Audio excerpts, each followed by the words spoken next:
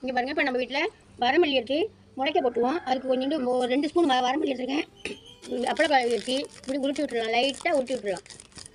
லைட்டாக உருட்டி விட்டோன்னா இந்த மாதிரி 2 2 போகுதா, இதை இப்போ நம்ம எடுத்து போய் முளைக்க போட்டுடலாம். நல்லா சூப்பராக நல்லா வாசமாக அருமையாக இருக்கும். இந்த மாதிரி நம்ம வீட்டில் செஞ்சோம்னா நான் முளைச்சி வரும் உங்களுக்கு காமிக்கிறேன். இந்த மண் வந்து நல்லா உரமண்ணு தான், சாணி மண். இப்போ இந்த இதில் கொஞ்சம் கொஞ்சமாக போட்டுக்கலாம். நிறையாலாம் போட வேண்டியது, கொஞ்சோண்டு போட்டாலே நல்லா பாலி மாதிரி முளைச்சி நான் அருமையாக வந்துடும். மேலே மண்ணை தள்ளிடலாம்.